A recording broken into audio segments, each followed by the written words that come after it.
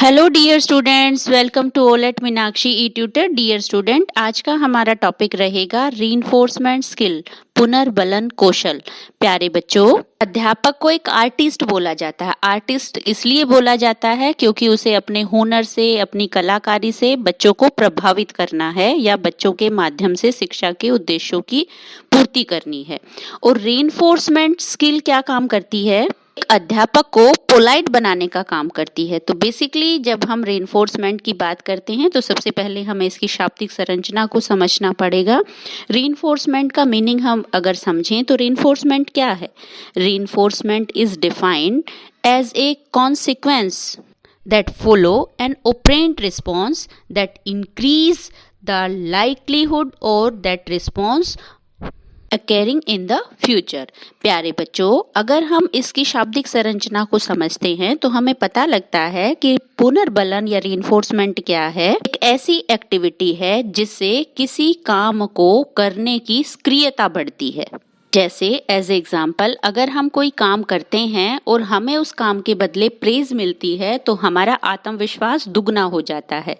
Same situation एक teacher को भी इस तरह के कौशल का अगर प्रयोग करना आ जाता है तो वो छात्रों को क्या कर सकता है? अवांछित काम से बाहर निकाल सकता है, या हम कहें उसको सही तरीके से मोटिवेट अगर बच्चा जो शिक्षक है वो कर देता है तो बच्चे क्या करते हैं? उससे आत्मविश्वास उसका बढ़ता है और वो उस काम को सक्रिय रूप से कर सकता है।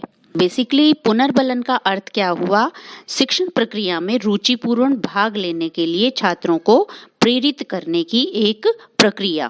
अगर हम पुनर्बलन कौशल के हिस्ट्री की बात करते हैं तो मनोवैज्ञानिक थे पावलेव। उन्होंने 1903 में इस शब्द को साइकोलॉजी में इंक्लूड किया और उनके अकॉर्डिंग पुनर्बलन जो है वो एक उद्दीपन का कार्य करता है और उद्दीपन के द्वारा छात्र अनुक्रिया करते हैं। कहने का भाव क्या है यहाँ पे? छात्र कोई अच्छा काम करते हैं, हम उन्हें मोटिवेट करते हैं, इससे उनके आत्मविश्वास में बढ़ोतरी होती है और अगली बार वो और सक्रियता से काम करते हैं। एज ए कंक्लूजन हम कह सकते हैं कि शिक्षण अधिगम प्रक्रिया को प्रभावशाली बनाने के लिए या छात्रों में एक सकारात्मक पॉजिटिव थिंकिंग क्रिएट करने के लिए हम पुनर्बलन कौशल का एज ए टीचर इस्तेमाल कर सकते हैं। प्यारे बच्चों, पुनर्बलन जो है वो दो तरह का होता है, धनात्मक पुनर्बलन या हम कहें नेगेटिव या पॉजिटिव रीइंफोर्समेंट। अब धनात्मक पुनर्बलन या पॉजिटिव रीइंफोर्समेंट क्या है? जब बच्चे को प्रेरित करने के लिए उसे पुरस्कार दिया जाता है या कहें उसकी तारीफ की जाती है।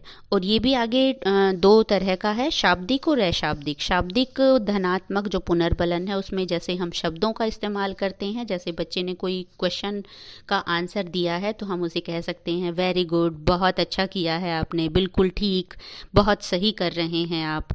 और अगर हम धनात्मक अशाब्दिक एग्जाम्पल के रूप में देखें तो एक टीचर क्या करता है? मुस्कुरा सकता है, अपना सिर हिला सकता है या सहमति दे सकता है। तो इस तरीके से बगैर शब्दों का चयन किए आप बच्चे की प्रेज कर सकते हैं। दूसरा क्या है? ऋणात्मक पुनर्बलन, नेगेटिव रीइंफोर्समेंट।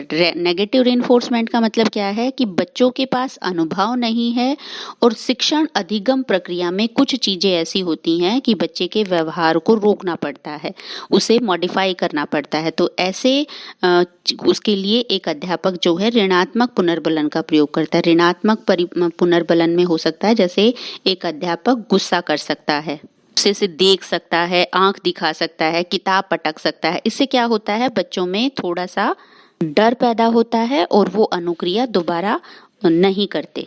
प्यारे बच्चों, जब हम रीइंफोर्समेंट स्किल का एज ए टीचर इस्तेमाल करते हैं तो वहाँ भी हमें कुछ प्रिकॉशन रखने की आवश्यकता होती है। जैसे अगर एक बच्चा बहुत ही सरल शब्दों का उत्तर देता है तो हम उसे अधिक पुनर्बलन देते हैं, ज़्यादा मोटिवेट करते हैं, तो इससे कक्षा असंतुलित हो सकती है। तो हमें ये ध्यान रखना है कि जब हम बच्चे की तारीफ कर रहे हैं तो किस काम के लिए कर रहे हैं, या कॉन्टिन्यूसली तारीफ कर रहे हैं तो उसका भी एक नेगेटिव असर बच्चे पर होना शुरू हो जाता है, वो जिद्दी हो सकता है। तो हमें जब पुनर्बलन दे रहे हैं तो क्या करें? सावधानी से बच्चे के व्यवहार को ऑब्जर्व करके उसका पुनर्बलन करें। प्यारे बच्चों, एज ए कंक्लूजन हम कह सकते हैं कि रीइंफोर्समेंट स्किल जो है वो क्या करती है? शिक्षक इसके माध्यम से छात्रों को अच्छा काम करने के लिए मोटिवेट करते हैं। प्यारे बच्चों, मुझे उम्मीद है आप कंसेप्ट को समझ चुके होंगे। अगर आपकी कोई भी क्वेरी है तो आप कमेंट सेक्शन में राइट डाउन करें। Thank you.